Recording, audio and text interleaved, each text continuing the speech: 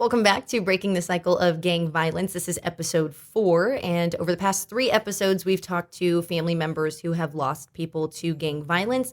This week, we are shifting over to the law enforcement perspective. So I'm going to turn things over to Joe for a little introduction on our guest today. Hey, how's everybody doing today? Hopefully everybody's well. Today, our guest is Sergeant Mario Nunez. He's from the Delano Police Department. Sergeant Nunez is a 25-year veteran, and he's also a local boy, graduated from Delano High. His past assignments have included being a canine handler, a narcotic detective, SWAT operator, and a field training officer. Currently, he's in charge of our investigations unit, and he's also an advisor for our Delano Police Explorers. So, Sergeant, thank you for joining us today. Thank you. Did he miss anything in your background? No, we're good. Okay. You have a lengthy background, though. I do. Yeah, a lot of time in law enforcement. Can you talk to me first about what you do like now, like on a day-to-day basis? What is your job? The investigation supervisor. So when I come in the mornings, I review what happened the previous day. Some of the stuff that we review is cases from the night before, or if I got any information from any outside agencies. I review any emails or texts that I get from outside agencies and kind of look at our workload for the day, anything new that we need to work on now. How, on a slight sidebar before we really dive into the topic of the episode, how do you guys prioritize as far as what gets precedent? It's hard to say because some days it can be a burglary that we had 4 or 5 burglaries that night, or it could have been a homicide, or it could be an outside agency is from anywhere within the United States. Hey, we need something in your area. Can you guys deal with this for us today, now? Wow. Okay. So let's talk about handling gang-related cases in general. What sort of approach do you guys take, and what goes into working on those? All our cases are pretty much handled about the same, with the exception there's a little bit more detail on a gang case. Gang cases take a little bit more homework. You have to really build a gang case. Not only do you have to build your case on the crime that was committed, but you have to build your case on the gang and the gang involvement and what influence the gang had on this crime. Are there certain like telltale signs that it likely is leaning toward a gang sort of situation, a gang incident? Good 90% of the time on the initial call or respond to the call or information we get from the call, pretty good chance we already know if it's going to be gang related or not. A lot of times we think it might be gang related. It turns out not to be. A person who was a victim of that crime may be a gang member, but the crime itself may not be gang related. So what are some of the like telltale signs, or what is it that you guys notice right away that it could potentially be a gang-related incident? So as far as the investigation portion of it, when we get our call out or we respond to a call, a lot of times we have names, addresses, what circumstances are behind it. Sometimes just the name alone, knowing that that person we're going to go deal with or is a victim or a suspect, what their criminal history is, we kind of have an idea of what's going on. Some of the initial statements that we'll get from a patrol officer that gets there, he or she will tell us, hey, this is what it was, and this was a statement made by the suspect or the victim. And it opens up our eyes to what's there. So then we change a little bit more on what resources we bring in to deal with not only the gang portion, but the crime itself. So let's talk about that. Let's say you guys are getting called out to a scene, right? So the initial officers go and respond to the 911 call, show up, and then I assume you guys get called. Can you kind of take me through what that's like, the step-by-step process for you? So officers get dispatched to, we'll use a homicide or a shooting. They respond to the shooting, they call us out, person doesn't look good, or it's major injuries. I get a quick briefing from my supervisor will call me, give me a quick briefing. I in turn will call the on-duty supervisor and get more details of what happened, find out who the primary officer is and get more details from him. As I'm waiting in between calls, I'm actually starting to call officers out. We have a rotating detective division, so I'll call out the guys and say, good morning, it's me again, and we have a little chat in the mornings, and the weather's nice and it's fresh out here. It's more like a good morning sunshine at 3 a.m. call. Trying to wake them up so they're awake when I start getting into details, and they're like, "Oh my God, stop calling me right now." They're like, "Give me 1 minute, let them wake up," and right. then I go into the details I have. I said there will be an email coming out, more details. By the time you get up and running, I'll have more for you. But as of right now, we have whatever the crime is. We're responding to this location, and you will be the primary officer. You'll be the secondary. And so you kind of touched on it. Calls are coming in at really any and every time because there's no set time for when crime could happen. Correct. Can you talk about that sort of impact on your life and I'm assuming the other officers' lives too? As far as at home, my wife's used to it. She said, "Hey, your girlfriends are calling." If I missed a phone call, she says, "Your girlfriends are calling," or I don't know who it is. Somebody's looking for you. You need to answer this phone. If I miss it, most of the times the guys are, "Hey, are you awake?" I said, "Yeah, I was waiting for your call." But it's, I guess you get used to it. Everybody gets used to it, so it's not. Has there been any like you've been out somewhere where you've been called out or anything like that? I have. I've actually been at dinners with the family, and our food shows up and gets set on the table in front of us, and the phone will ring, and my wife will look at me. She goes, "It's family time." I said, "Yeah, but look who's calling." So if I know who's going to be calling me, I'll answer it. And if I get up from the table, my wife knows that boxes stuff up, he's not going to eat. Wow, that's quite the lifestyle though, right? It is. It's sometimes it's challenging, but I'm fortunate that my wife is very understanding, and my kids have grown up their entire life with this, so they know it, they understand it.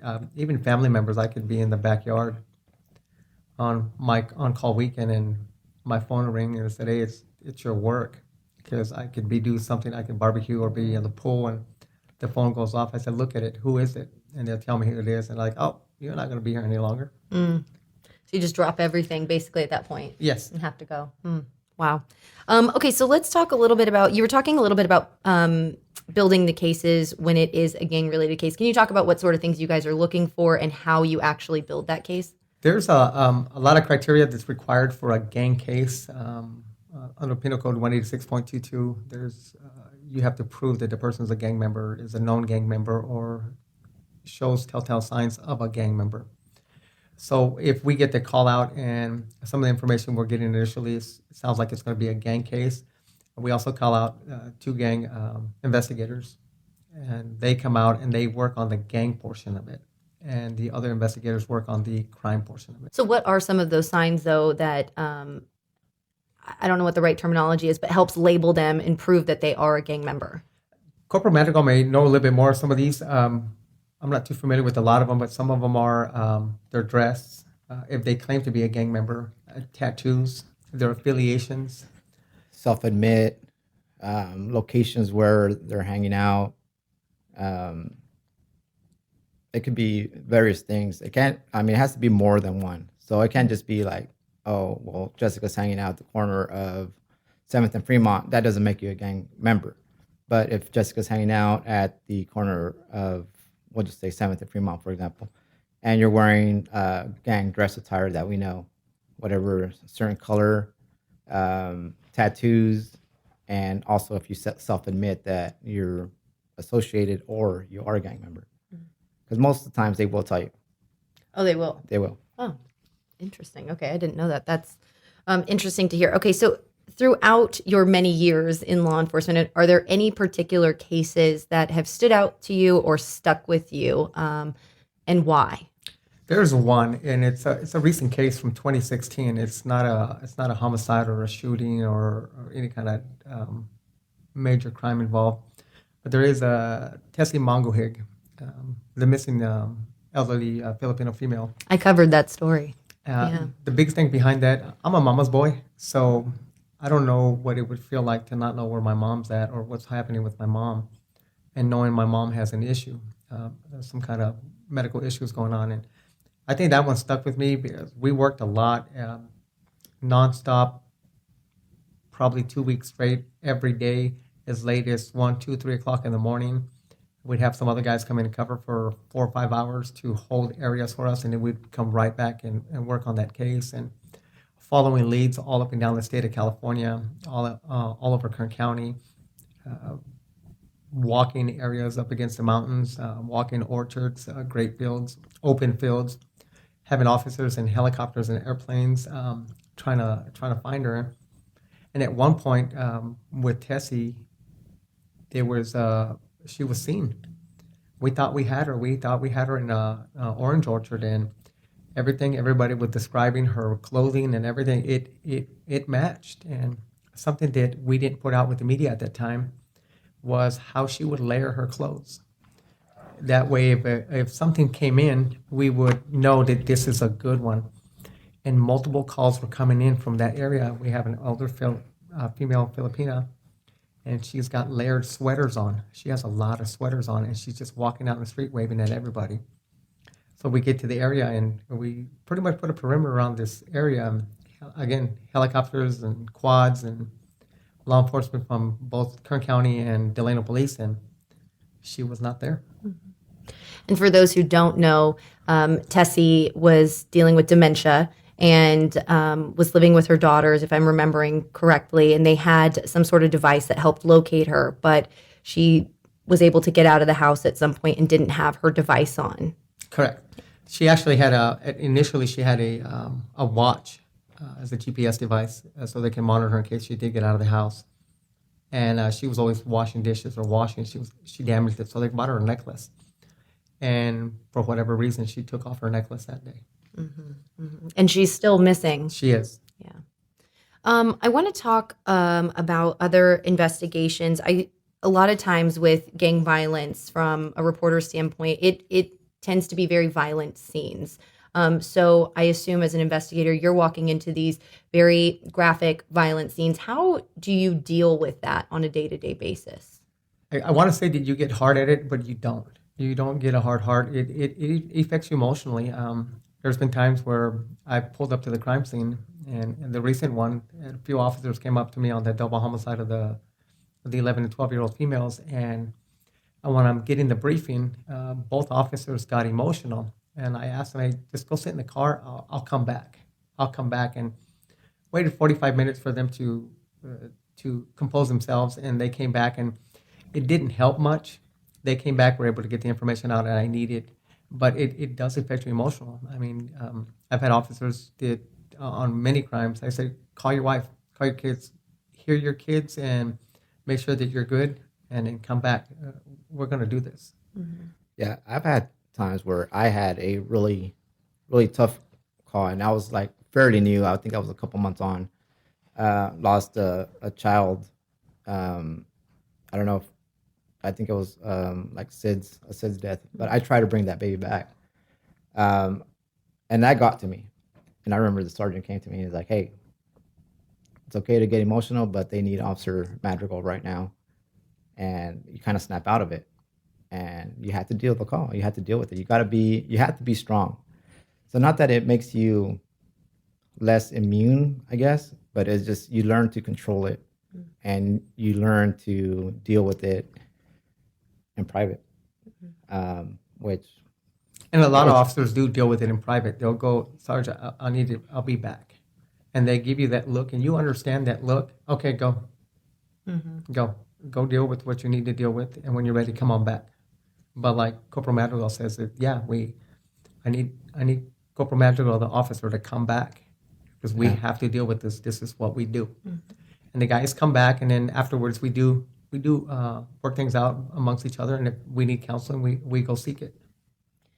Yeah, because I don't think that's the part that a lot of people think of, right? Especially in this day and age, we have a sort of an atmosphere where there's a lot of tension with law enforcement, right? Where people, the general public, doesn't necessarily trust law enforcement. So I don't think that's the side that people ever think of, is that you guys are real humans and are witnessing things that most people hopefully will never have to witness, but you're seeing it consistently and having to deal with it too. Oh yeah, the emotions that everybody goes through is just like anybody else. It's other than this is what we do for a living. Mm-hmm. I know in another law enforcement agency here, I did a ride along with like their gang unit investigations and things like that, and they were talking about having contact with so many people consistently. Right, you run into sort of sometimes the same criminals over and over again. And then there ends up being an incident where that person that you just ran into last week for a search or an arrest or whatever it may be ends up being the victim in a crime. Have you run into anything like that? It happens all the time. all the time, at least on a weekly basis. One week they're a suspect or somebody contacted, and the next week they are a victim. What goes through your head? Because they've tried to explain that to me, because I'm trying to think of just, bumping into somebody that I see on a consistent basis and then thinking that the next week, whether I had a friendship with them or not, that they're gone.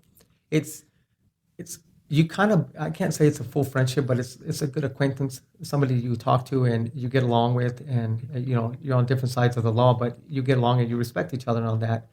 And you try to work with them and explain to them, hey, your lifestyle, what you're doing, is not going to work. And I don't think there's anybody or anything out here we can do or say that's going to change anybody. When that person is ready to change their lifestyle, they will change. But you can always be there for them and give them advice, not force somebody into changing, but give them advice and explain to them. That helps when you go back and they're a victim, that they want to help themselves. And a lot of times it takes for them to be a victim for them to want to change themselves. Not necessarily a victim, but I think it's just a major event that happens in their life. Kind of like with when we talked to Mike Salazar earlier in the podcast, it was a major event that happened to him, and that definitely is the change that they need. Unfortunately, we want to get to the point where it doesn't take a major event for them to change their lives. We want to touch them in a different way and bring them back. Yeah, you kind of talked about starting that conversation early on, so that way if and or when they get to that point, they feel like they can trust you. Can you talk about that? Because I think that's something tangible that maybe people in the community, family members, could be able to do. What are you saying, and what are you getting to or hoping to get through to them? So what a lot of people don't understand is what we work on, and we push really hard here, and we've been pushing for many years in Delano, and I know a lot of agencies do this, is the community-oriented policing and problem solving, where you get out of your car, walk up to somebody and talk to them. They're having a barbecue, wave hi. You get called, you see these on social media, police officers get dispatched to a call, loud music, and they go there and they dance with people and say, hey, the reason we're here is this, but you guys need to turn it down. They take a different approach on how they're doing it. They befriend people so they can understand that we have a job to do, but you're ready. And that's what we do here in Delano. We get out of our cars, talk to people, see somebody at the store, get out, go talk to them for no reason. How are you guys doing? Everything good? It's hot, what are you barbecuing? Stuff like that. And you build that relationship and people are more able to talk to you and understand your point of view. And I think that has gone a long way, because before, when you would go talk to somebody, say like at a street or anywhere, they look at you like, okay, what do I do? Why do you want to talk to me? I was like, no, I just want to talk. Like, how's your day going? What are you and your family up to? What's going on this weekend? Or how are the Raiders going to do this week? I said it. Raiders. So, Wait, who's not a, sorry, sidebar, who's not a fan, or who is a fan? Are you both fans? he's a Rams fan. Oh, okay. Yeah. Now I get it. Okay. So it's come a long way, because I feel like now we get people wave at us, which is kind of cool, because we didn't get that before, or they would wave at us with one finger. But now it's like they use their whole hand. And so they talk to us, they come up to us and, hey, my kid, this is going on with my kid. Can you go say happy birthday, or can you do whatever? And we're like, yeah, sure. Like we don't. And it's the gang members, and it's the people that bad people in our town are the ones that are calling us. I need help with my kid. They still have that lifestyle, but I want help with the kids. Or like he says, how the Raiders doing? I roll my window down on a group of gang members who are all wearing 49er stuff. I was like, really? 49ers can't even win a game, and we'll build dialogue based on football, and you're okay with that. Mm-hmm. So you're building this rapport. Well, let me ask this before I move on. Have you had that sort of rapport where it was something just, popping by saying hello, and then you ended up having to work with them on an incident? Maybe they were a victim in something, whether it was gang related or not. Yes, a lot. It happens at least once a week. Really? Yes. So are they calling you specifically after meeting you? Believe it or not, they are. I get a lot of phone calls. I don't hide where I live. I don't hide my number. People have my number. They can call me anytime they want. They know where I'm at the church. They can come see me at church. And sometimes they'll call me, or they'll find ways to get a hold of me directly if they don't have my numbers. And a lot of time people will call in crimes to me specifically, something that we're working on. And it helps out a lot. It builds that relationship. Why do you think they feel comfortable doing that with you?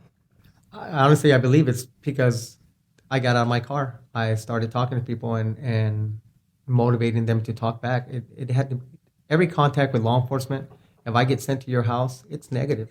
It's never nothing positive. So a lot of us took it upon ourselves, including Corporal Madrigal, when he first started working, that you need to get out there and talk to these people. Not everybody is bad. They live in a bad situation, or they are part of something bad, but they're not bad people. Treat them like people, and if you treat them like people, they will treat you like people back. A lot of it helped too is I worked in corrections before I became a police officer, and there's a difference on respect. If you learn respect, to respect them, they'll respect you back, and they'll take care of you. And I think it's exactly what he said, because when I first started here, I wasn't get out of my car and let's go talk to people and say hello, because that to me wasn't police work. To me, police work was chasing bad guys, chasing them down or in a pursuit, because that's what I learned, from the TV shows that I would watch early on in my life, which helped me realize what I wanted to be.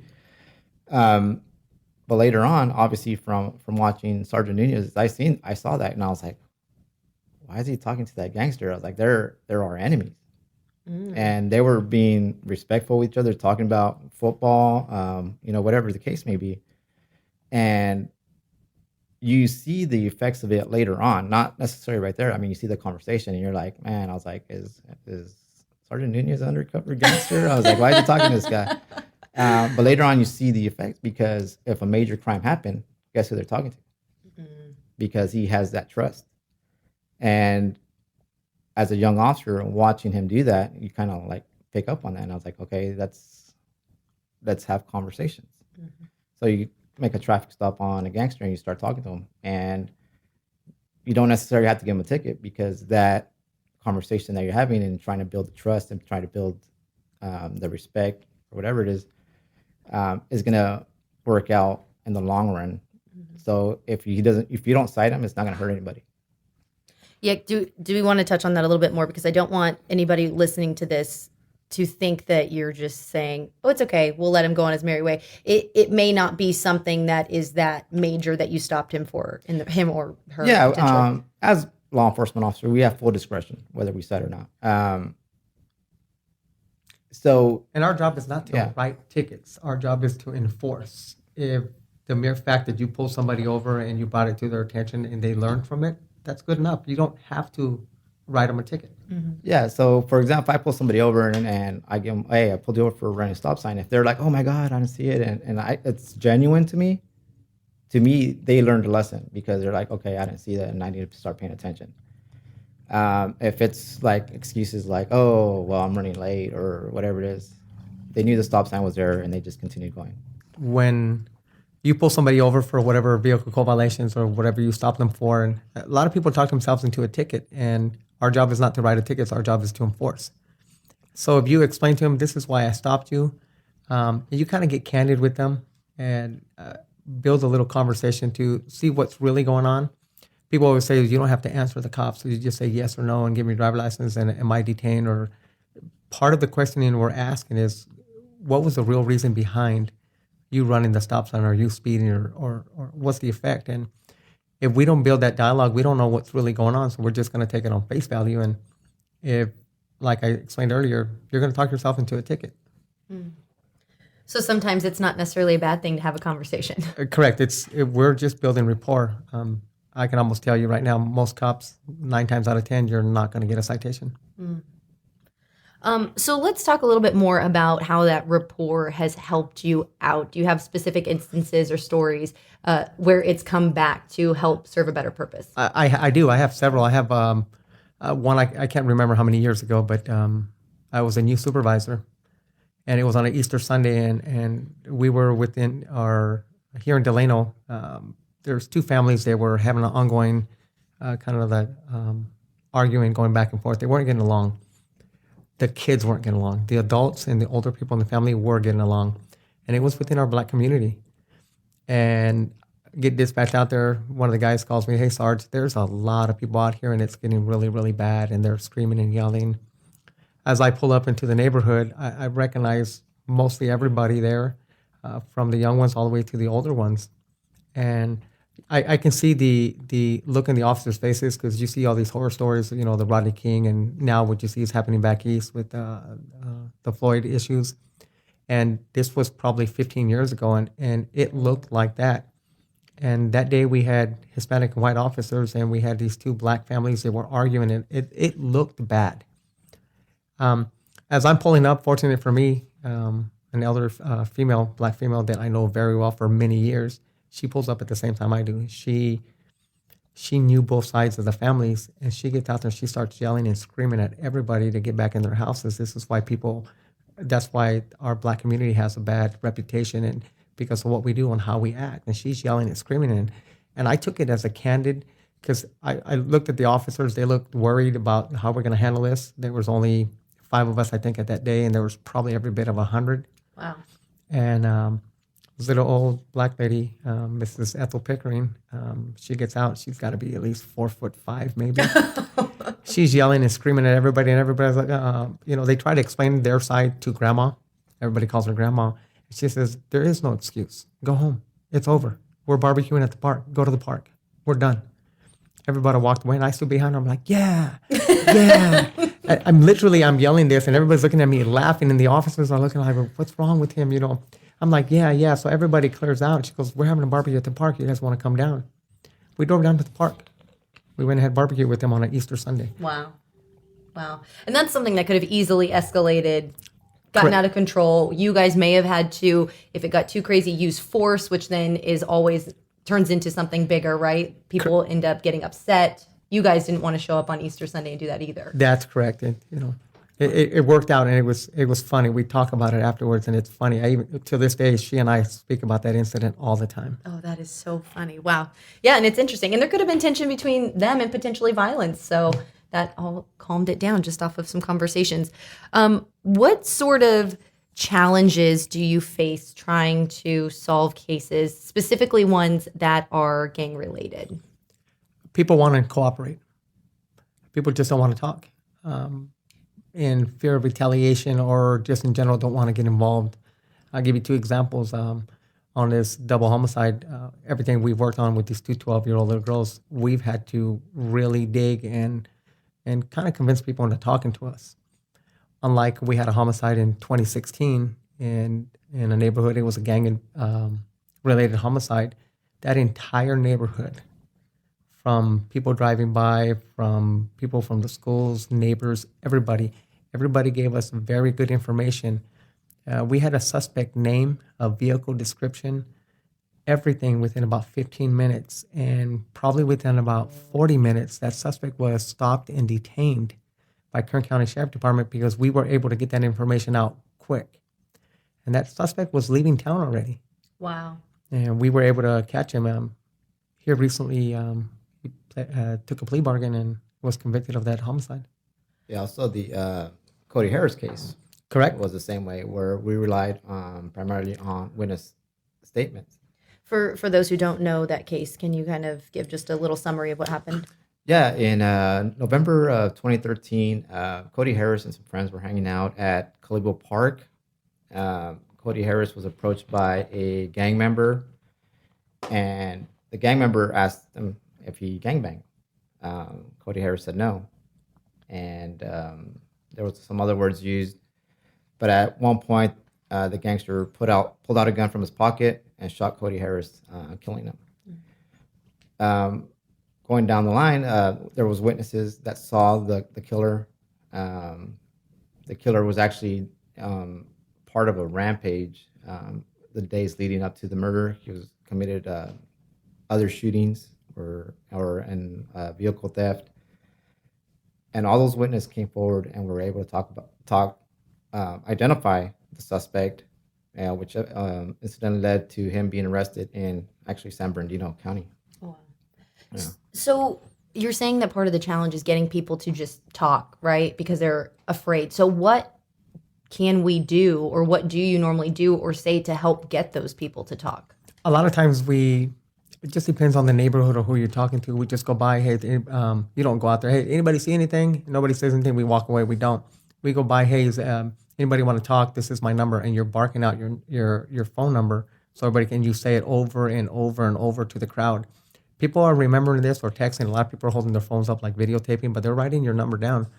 You guys have any questions? We have our tip line. We give them the 661-721-3369. Call us on that. We don't have to talk here. We can talk later. I'll meet you in an orchard to talk. We don't care. Just call us. And a lot of people will talk to you there, and a lot of people will call you afterwards. We don't expect people to give us the whole story, but point us in the right direction. Like that case I was telling you, the homicide, we had the suspect within 45 minutes. They pointed the car, the direction, everything, and within a matter of 45 minutes, we had surveillance. We had all kinds of stuff showing the car leaving the area, who was driving it, where he was at, and the whole story behind it. And it worked out very good. Yeah, and you were saying he was already on his way out of town. Yes. So if you didn't have that information, how much harder would that have made it for you? Not knowing who he was, we potentially could have never known. He could have left our city and moved to another state or another city within California, or even gone to Mexico, and we have never known. Is it beyond people just talking, and maybe this ties into it? Is it the fact that if it is gang related, people who may also be gang members, either on the opposing side, maybe want to get justice for themselves? Do you face that as well? We do.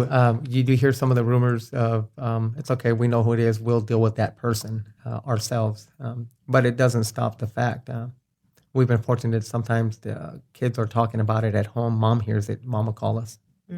Hey, I don't know what happened, but my son said that he heard that this and this had happened. And it's a hook for us. And we clamp onto that and we start digging into that. And if it works out, it's good. If it doesn't work out, then it could be somebody just talking, trying to make a name for themselves and really not having any involvement.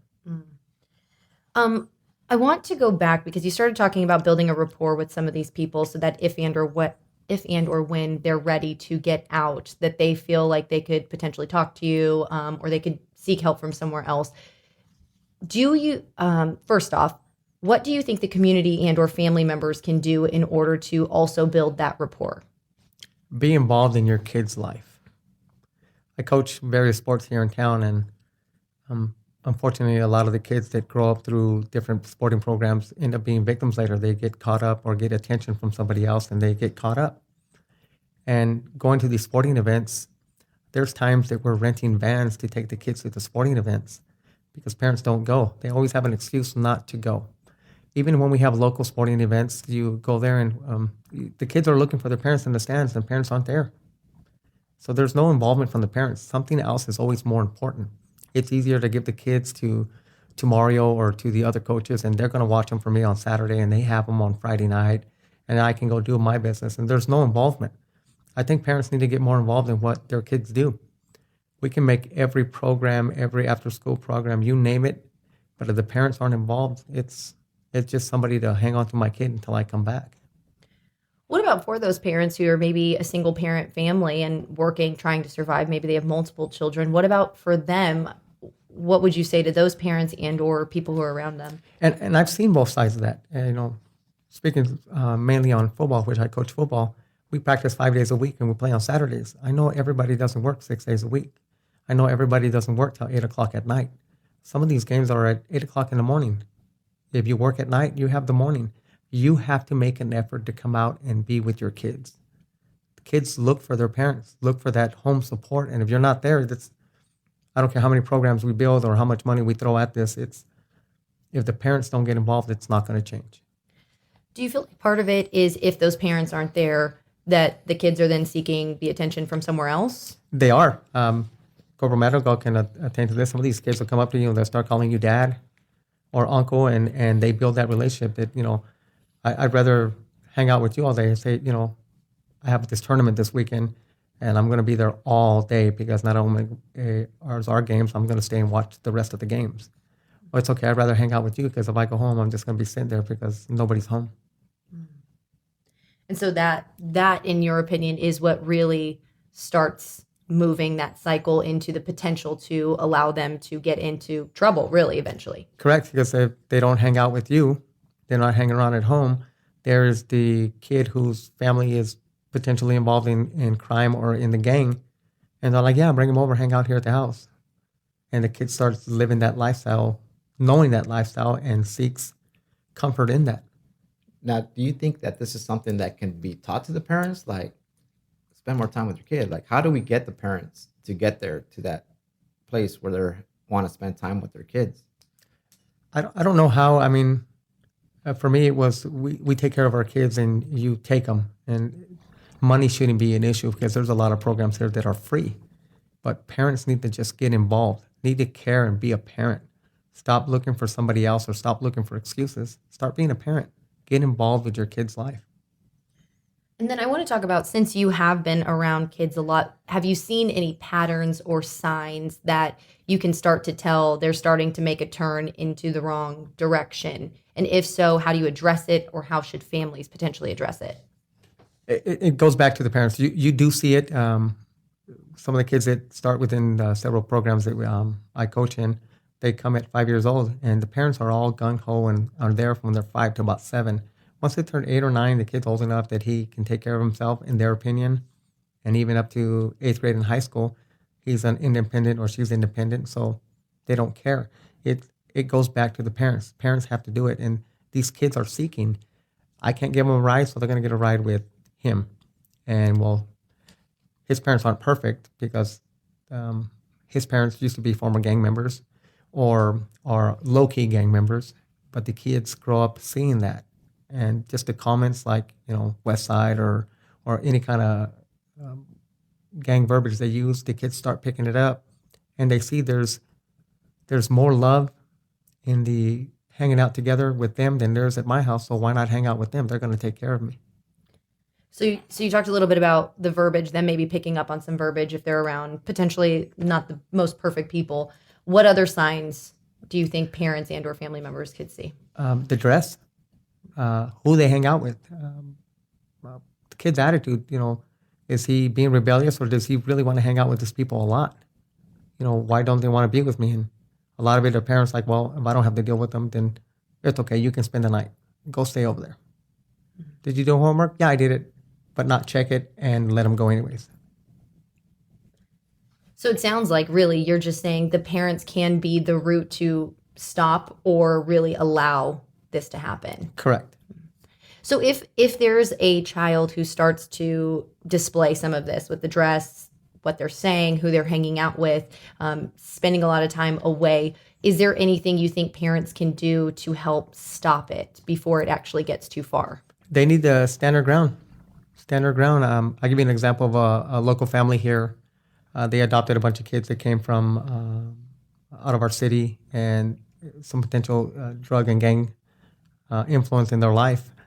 And they just took them in as foster kids, and now they've had them probably 15 years. I think the oldest one is 15 or 16 now. And they had issues with these kids because there was no structure, nothing really going on for them other than they got what they wanted because the money was there. This family took them in, and right now they're struggling with one of them, but they don't give up on her. They do not give her her way or anything. If she does something that's illegal, they're calling the police. If she does something well, they're rewarding her. But they don't give up on her. And the other ones started, and they've all come around and are doing well. But they don't give up. They don't say, okay, I don't want to deal with this anymore, and I'm done. They're parents. They're holding them accountable. And for those being just foster children, those parents are there every day. People are going to say, well, yeah, as a foster parent, you get paid. The foster parents that I see that get involved in some of their kids' life, they're not there for the money. They have a true passion to take care of these kids.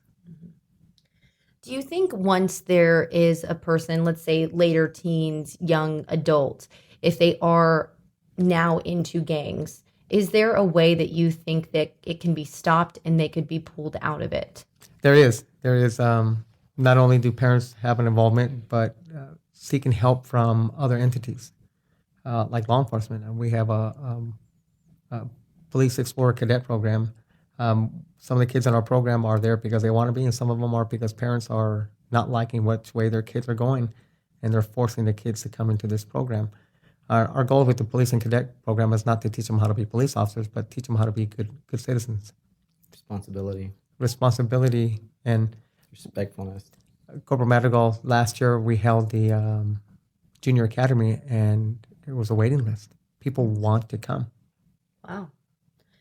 Now, I know you also talked about earlier that, especially, I would assume some of these older adult gang members, like they're not going to get out unless they want to get out, unless they actually have something that happens to them. Mike Salazar talked about that too, that something major happened in him that made him want to change. What can the community and or families do to be there if and or when that happens? Don't judge them on their past. Understand that everybody makes mistakes. Their mistake might be, I was a gang member. But be there to help them. Don't worry about the past, worry about the future. Let's fix their future. Don't shut the door. Stand your ground, because when you come for help, I'm still not going to let you get away with stuff, but be open-minded. Be ready to help, whatever it takes. So ultimately, if people missed or tuned out to the majority of our conversation, what is the one takeaway that you want people to know when it comes to breaking this cycle of gang violence? You need to be involved in your family's life. Don't expect somebody else to fix your family.